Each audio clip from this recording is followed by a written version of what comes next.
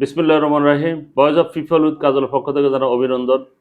দর্শক, আপনারা তো নেপালের যে যে বিক্ষোভ হচ্ছে সেই বিক্ষোভ সম্পর্কে আপনারা অবগত আছেন। সেখানে ছাত্র এবং জনতা যেভাবে বিক্ষোভে ছড়িয়ে পড়েছে পুরা নেপাল এবং কাঠমান্ডুকে, সেখানে ছাত্র এবং জনতা ক্ষেপে গিয়েছে। কি জন্য সরকারের উপর ক্ষেপেছে? একটাই কারণে, কারণ তারা সোশ্যাল মিডিয়াটা বন্ধ করে দিয়েছে এবং সোশ্যাল মিডিয়ার মাধ্যমে বলা হচ্ছে যে চীন সহ পার্শ্ববর্তী যেসব দেশগুলো উন্নয়নমূলক কাজ করছে তাদের সেই উন্নয়নের অনেক অর্থ ব্যয় হচ্ছে। এইসব জিনিসগুলো ইয়ের মাধ্যমে, সোশ্যাল মিডিয়ার মাধ্যমে সেটা মানে ফুটে, জনগণ এটা ফুটে তুলতেছে। এই কারণে সরকার কিন্তু এই সোশ্যাল মিডিয়াটাকে কি করেছিল, ওরা ইউটিউব সবগুলো বন্ধ করে দিয়েছিল। এই বন্ধ করার কারণেই কিন্তু এই সমস্যাটা সৃষ্টি হয়েছে। তখন তরুণ সমাজ খেপে গিয়ে আন্দোলন শুরু করে এবং এক পর্যায়ে কিন্তু নেপালের যে পুলিশ তারা গুলি করে 19 জনকে হত্যা করে। তার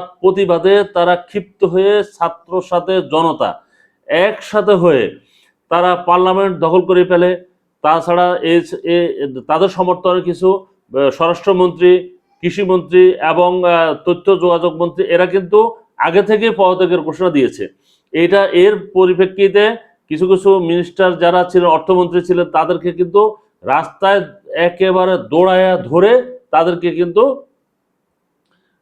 মারধর করেছে এবং তাদেরকে মেরে অনেকটা আহত করে ফেলেছেন। আর প্রধানমন্ত্রী এই সুযোগে, প্রধানমন্ত্রী হলে পি.কে. শর্মা, তিনি অলি, ওনার ডাকনাম হলো অলি। উনি কিন্তু হেলিকপ্টার, বাংলাদেশের সাথে এটা মিল আছে, উনি হেলিকপ্টারে করে কিন্তু উনি দেশ থেকে পালিয়ে যান এবং সাথে সাথে প্রেসিডেন্ট রামচন্দ্র পালদেব উনি কিন্তু পদত্যাগের ঘোষণা দিয়েছেন।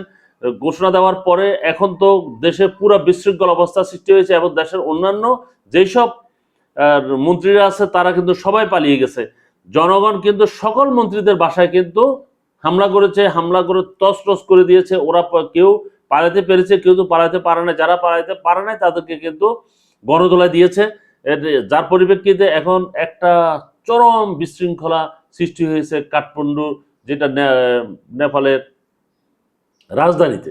সেখানে আমাদের বাংলাদেশের ফুটবল দল কিন্তু রয়েছে, সেটা অনুশীলনে গিয়েছে, তারা নিরাপদে আছে, তারা হোটেলে আছে, তাদের কোনো সমস্যা নাই বলে এটা জানা গিয়েছে। কিন্তু এর পরিপ্রেক্ষিতে একটা কাজ করেছে বাংলাদেশের সেনাবাহিনী। কি করেছিল, এরকম একটা, বাংলাদেশের প্রধানমন্ত্রী যখন জনরোষে পড়ে পালিয়ে যান তখন কি হয়েছিল, তখন একটা পুরো 5 থেকে 6 তারিখ, 7 তারিখ, 8 তারিখে সরকার এই পাকে একটা বিশৃঙ্খল অবস্থা ছিল। সেখানে সেনাবাহিনী, বাংলাদেশের দেশপ্রেমিক সেনাবাহিনী তখন কি করেছিল, দেশের পুরো দেশকে কন্ট্রোল করেছিল এবং পুরো দেশকে বিপর্যয়ের হাত থেকে রক্ষা করেছিল।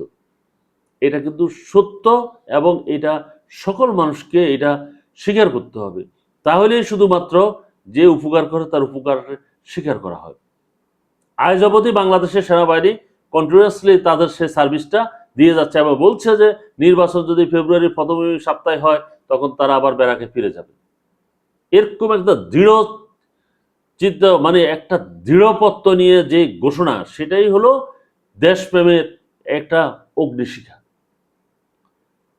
একেবারে তেমনি ভাবে বাংলাদেশে যেভাবে গণ আন্দোলন হয়ে একটা দেশের প্রধানমন্ত্রী দেশ থেকে পালিয়ে যান, তেমনি ভাবে ওখানে প্রধানমন্ত্রী এবং প্রেসিডেন্ট দেশ থেকে পালিয়ে গিয়েছে। সেনাবাহিনী সে জায়গাটা শূন্যস্থান পূরণ করেছে এবং সেনাবাহিনী পুরো দেশে নিয়ন্ত্রণ প্রতিষ্ঠা করেছেন এবং কোনো বিশৃঙ্খলা যেন না হয় সেই বিষয়ে ওরা ব্যবস্থা নিয়েছেন। এখন যারা বর্তমানে যারা আন্দোলন করেছেন তারা সিদ্ধান্ত নিয়েছেন যে তারা কাঠমান্ডুর যে মেয়র, কাঠমান্ডুর মেয়র, ওনার নাম হলো বলেন্দ্র সাহা, ওনাকে প্রধানমন্ত্রী করে, উনি ইয়াং, একেবারে ইয়াং একজন ব্যক্তি, ওনাকে প্রধানমন্ত্রী করার জন্য ওরা প্রস্তাব দিয়েছেন এবং হয়তো উনি প্রধানমন্ত্রী হয়ে দেশকে কন্ট্রোল করার চেষ্টা করবে। এই প্রক্রিয়াটা এখন শুরু হয়েছে। তাহলে দেখেন সেইখানেও সেনাবাহিনী সত্যিকার অর্থে ভূমিকা পালন করতেছে। এটা অবিস্মরণীয় একটা বিষয়।